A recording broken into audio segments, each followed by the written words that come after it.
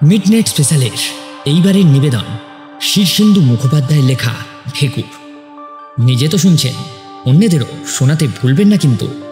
Till then, like, share and subscribe, don't forget the bell icon. তাহলে শুরু করা যাক।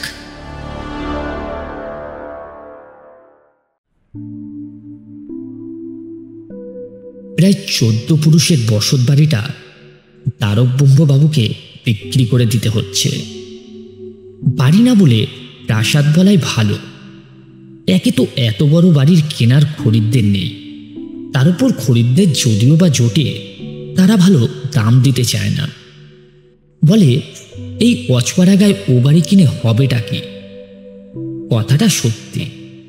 তবে বহুকাল আগে এই গ্রাম ছিল পুরোদস্তুর একখানা শহর। এই বাড়িতে তারকব্রহ্মবাবুর যে উদ্যতন চতুর্দশ পুরুষ বাস করতেন, তিনি ছিলেন এ অঞ্চলের রাজা। তখনকার তহবিল, দ্বাদশ শিবের মন্দির, পদ্মদিঘি, দিয়ানের দিয়ানের খাস, নবাবখানা, শীষমহল সবই এখন ভগ্নদশায় আছে। ফটকের দুধারে মরচে পড়া দুটো কামানো। এই তো খদ্দের পাওয়া গেছে। তারকব্রহ্মের অবস্থা খুবই খারাপ। এবেলা ভাত জুটলে ওবেলা মতো জুটতে চায় না। নিজে বিয়ে করেনি, বাপের একমাত্র সন্তান। বাপ গত হয়েছেন, সুতরাং বুড়ি মা আর তার দুমুটো জুটে যাবার কথা। কিন্তু বংশের নিয়ম মানতে হয় বলে এক পাল অপগণ্ড নিষ্কর্মা আত্মীয় স্বজনকে ঠাঁই দিতে হয়েছে। তারা দিন রাত চেঁচামেচি করে মাথা ধরিয়ে দেয়। মাত্র 50 বছর বয়সে তারকব্রহ্মের চুল পাকতে লেগেছে। আশা ভরসা গেছে। বুড়িমা বিয়ের জন্য মেয়ে দেখে রেখেছেন, কিন্তু মেয়ের বাপ এই হারা ভাতের হাতে মেয়ে দিতে রাজি নন। অপমানটা খুব লেগেছে তারকব্রহ্মের। বাড়ি কেনার খরিদ্দার জুটে যাওয়ায় খানিকটা নিশ্চিন্ত। 1050 টাকা পেলে মায়ে পুয়ে কাশিবাস হবে, ঠিক করেই রেখেছে। 14 পুরুষের বসত বাড়িটা ঘুরে ঘুরে দেখছিলেন তারকব্রহ্ম। উদ্যতন ষষ্ঠ পুরুষ সত্যব্রহ্ম ছিলেন দারুণ মেজাজি। একটা মশা সেবার তার নাকে হোল ফোটানোয় তিনি মশা মারতে কামান দাগার হুকুম দেন, কিন্তু তোপদার এসে খবর দিল কামানে মশলা নেই। সত্যব্রহ্ম তখন বললেন, কোচ পারবা নেই, বন্দুক আনো। শোনা যায় কমসে কম 7খানেক গুলি চালানোর পর মশাটা বাস্তবিক মরেছিল। এখনো পরবার ঘরের দেওয়ালে সেই সব গুলির জখম রয়েছে। তারকব্রহ্ম সেগুলোর উপর হাত বুলিয়ে 1, 2, 3টে দীর্ঘশ্বাস ছেড়ে ফেললেন। উদ্যতন নবম পুরুষ পূর্ণব্রহ্মের খুব শিকারের শখ ছিল। তাই বলে জঙ্গলে টঙ্গলে গিয়ে ঘোড়ার পিঠে চেপে বা মাচানে বসে শিকার করতেন না। খুব আমোদে অলস লোক। দোতলা থেকে নিচে নামতে হলেই গায়ে জ্বর আসত। তিনি দোতলায় একটা আলাদা ছাদ তৈরি করে মাটি ফেলে জঙ্গল বানিয়েছিলেন। সেখানে আগে থেকে শিখিয়ে পড়িয়ে রাখা শিকলে বাঁধা বাঘ থাকত। তিনি জঙ্গলে ঘুরে ঘুরে বাঘ দেখতে পেলেই গুলি করতেন, আর বাঘটাও মাটিতে লুটিয়ে পড়ত। অবশ্য সবাই জানত বন্দুকে ভরা গুলিটা আসলে ফাঁকা গুলি, আর বাঘটাও ছিল পোষা। সেই একই বাঘই কতবার বাঘের মরণ মরেছে। দোতলায় উঠে তারকব্রহ্ম সেই জঙ্গলের ধ্বংসাবশের দিকে চেয়ে থেকে দীর্ঘশ্বাসের ঝড় বইতে থাকে। উদ্যতন তৃতীয় পুরুষ কৃষ্ণব্রহ্ম ছিলেন পালোয়ান। 2 হাতে 2 মণ ওজনের 2খানা মুগুর ঘুরিয়ে রোজ দুবেলা ব্যায়াম করতেন। সেই মুগুর দুটো দোতলা সিঁড়ির মুখে রাখা। তারকব্রহ্ম মায়া ভরে সেই দুটোকে 2 হাতে জড়িয়ে ধরে চোখ বুজে রইলেন কিছুক্ষণ। 3 তলার সব ঘর বহুকাল হলো তালা বন্ধ। ছাদ ফেটেছে, জানালা শিক আছে তো পাল্লা নেই, পাল্লা থাকলে শিক নেই। বাদুর চামচিকের বাসা। যত রাজ্যের পুরনো জিনিস আবর্জনা ঢাই করে রাখা।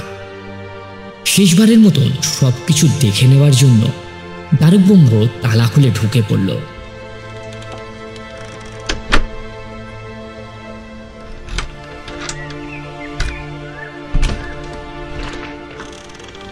কাঠের সিন্ধু, দেয়াল আলমারি, ভাঙা ঝাল লণ্ঠন, পুরনো নাগড়া, ভাঙা খাট, কত কি চারিদিকে ছড়ানো।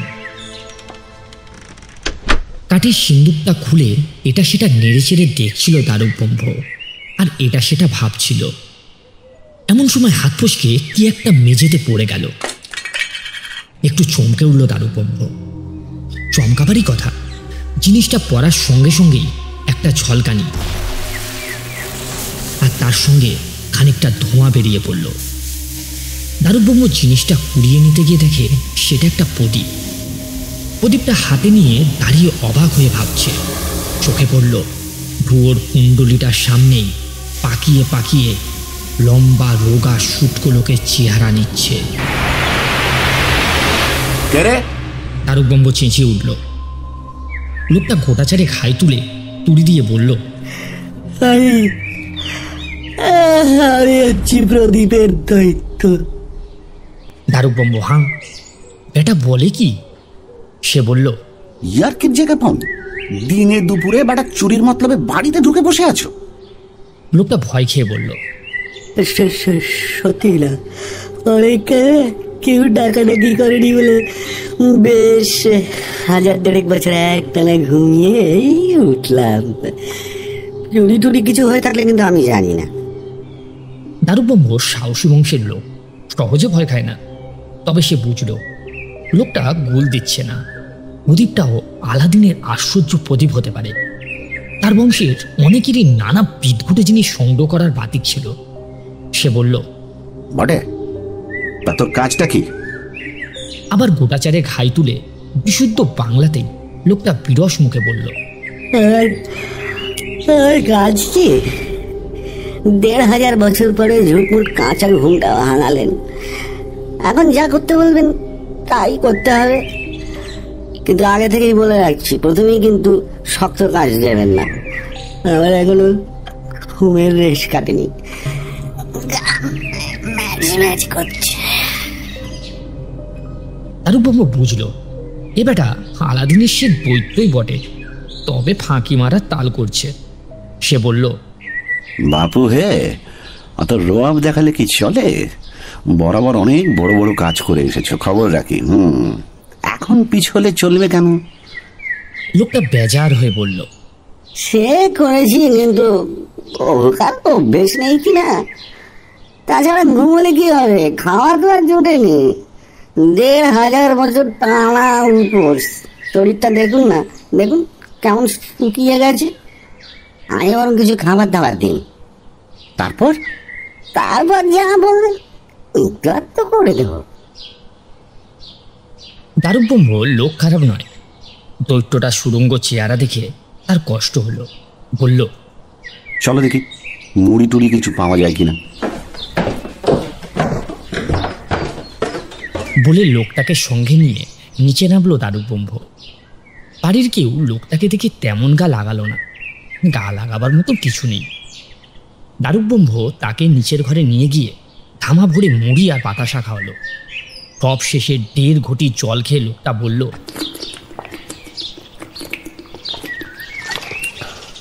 এই যা খাওয়ালেন, এটা তো একটা ঢেকুরও উঠবে না। যাকে তা ওবেলা কি রান্না হবে?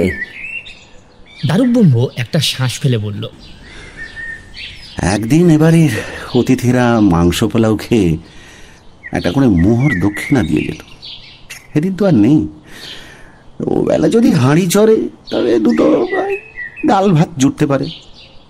লোকটা মন খারাপ করে বলল, ডাল ভাত? দারুব্রহ্ম হেসে ফেলে বলল, তুমি তো দেখছি উল্টো কথা বলতে লেগেছো। প্রদীপের দৈত্যই কোথায় খাবার দাবার জোগাড় করে আনবে তা না, তুমি উল্টে চাইতে লাগলে। লোকটা জবাব দিল না, ধোঁয়া হয়ে প্রদীপের মধ্যে মিলিয়ে গেল। রাত্রে সবার খাওয়া হয়ে গেলে দারুব্রহ্ম প্রদীপ ঠুকে আবার দৈত্যটাকে জাগালো।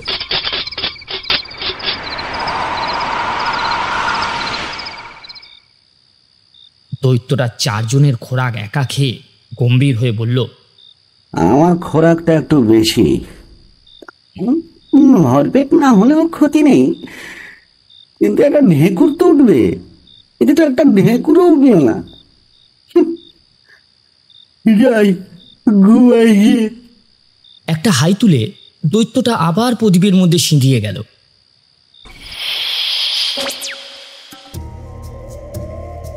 পরের দিন দেখা গেল দৈত্যকে একবেলা খাওয়াতে গিয়ে চালের ঢোল ফাঁকা হয়ে গেছে। দারুব্রহ্ম ভাবল, আহা বেচারা, কতকাল খায়নি, একদিন তো বেটার কাছ থেকে সুদে আসলে সবই উসুল করব, কয়েকদিন বরং পেট পুড়ে খাক। দারুব্রহ্ম পুরনো সব দলিল দস্তাবেজ বের করে খুঁজতে খুঁজতে সন্ধান পেল চৌমারির চরে তাদের কিছু জমি বহুকাল ধরে আছে, কিন্তু খাজনা বা ফসল আদায় হয়নি। একটা তেলকলের অংশীদারিরও সন্ধান পেল। খুঁজে পেতে দেখল পুরো একটা তহবিলের খবর সে এতকাল রাখত না। ছেঁড়া ছাতা মাথায় দিয়ে বেরিয়ে পড়ল দারুব্রহ্ম। ডাক নম্বর ধরে ধরে খুঁজে পেতে জমির সন্ধান পেল। প্রজারা তাকে দেখে প্রথমে একটু বেগরবাই করলেও স্বীকার করল যে বহুকাল তারা খাজনা বা ফসল দেয়নি। বাবা বাছা বলে তুটিয়ে পুটিয়ে তাদের কাছ থেকে দারুব্রহ্ম কিছু আদায় করবার চেষ্টা করছিল। এমন সময় মোড়ল চোখ মুছতে মুছতে এসে বলল, জমির মালিককে বঞ্চিত করেছি বলেই আমাদের ঘরে লক্ষ্মী নেই। আপনি যান, আমরা নিজে থেকেই পৌঁছে দেবো যা দেওয়ার। দারুব্রহ্ম তেলকলে গিয়ে দেখল সেটা বেশ রমিয়ে চলছে। দারুব্রহ্ম কাগজপত্র বের করে দাবি জানাতেই তেলকলের মালিক মূর্ছা গেলেন। জেগে উঠে বলল, দলিলে দেখছি আপনি 10 আনার মালিক, তবে আমার থাকবে কি? যাকে এসব তো জানা ছিল না, কবেকার কথা সব। এখন একটা বন্দোবস্ত করা যাবে, আপনি যান, আপনি যান। তহসিলটাও দারুব্রহ্মকে হতাশ করল না।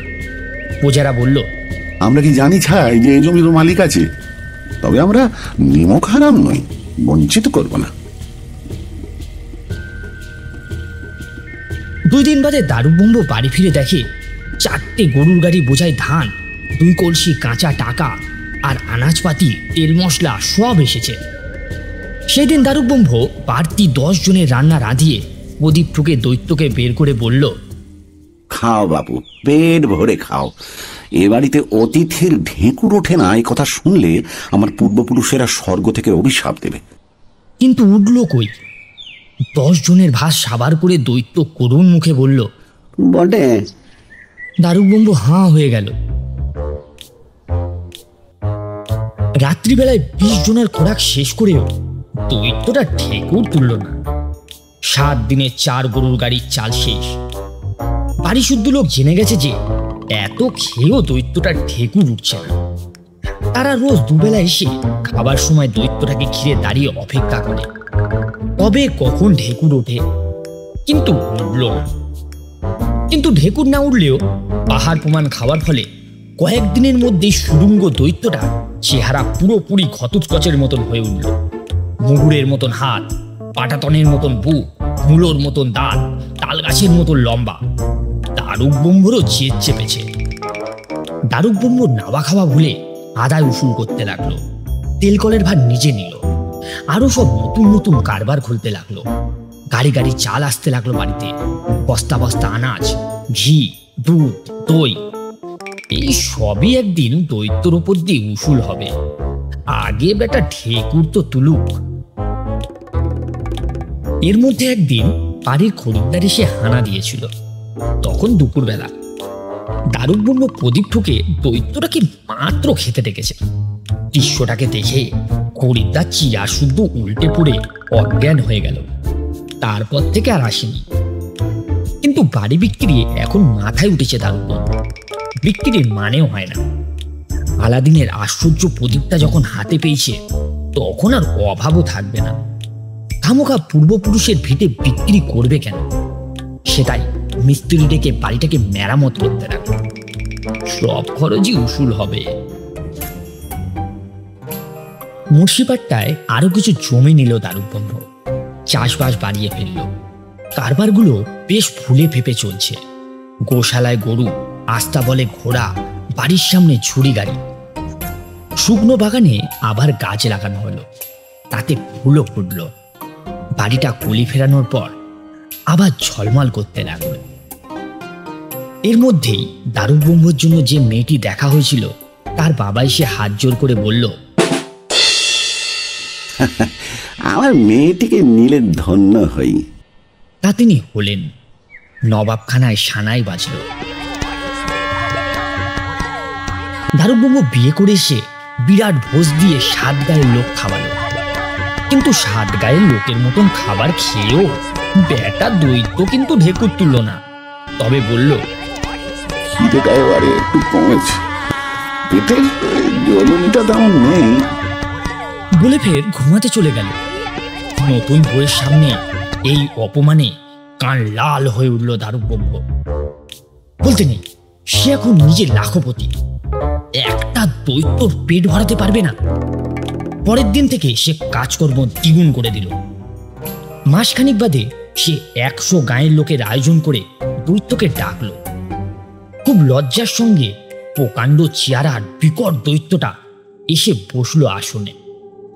আজমন করে একটু ভাত মুখে দিয়েছে কি দেয়নি, অমনি একটা বাজ পড়ার আওয়াজে আটকে উঠল সবাই।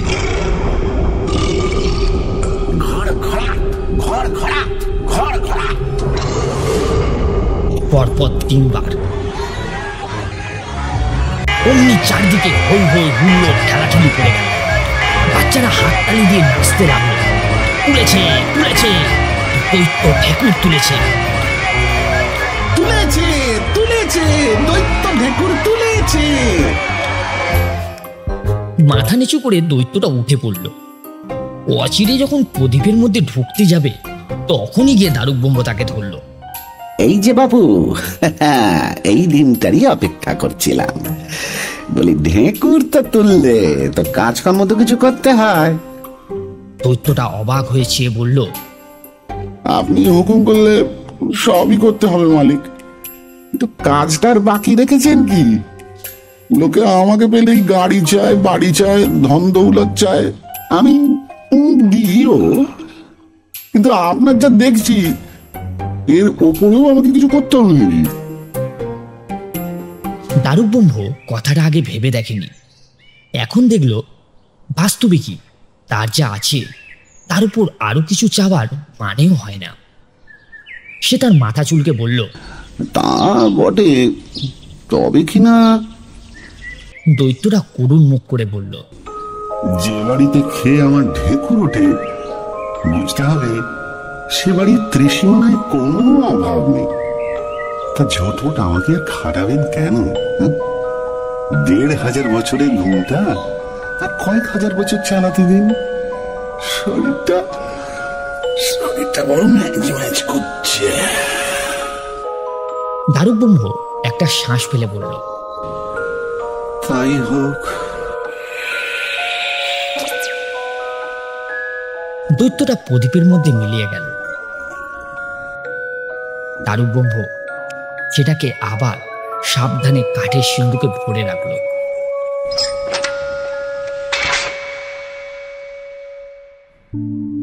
শুনছিলেন শীর্ষেন্দু মুখোপাধ্যায়ের লেখা ঢেকুর। নিজে তো শুনলেন, অন্যদেরও শোনাতে ভুলবেন না কিন্তু। এলে like, share and subscribe, don't forget the bell icon. তাহলে আসি আগামী সপ্তাহে নতুন কিছু রোমাঞ্চকর গল্প নিয়ে। আসতে ভুলবেন না কিন্তু।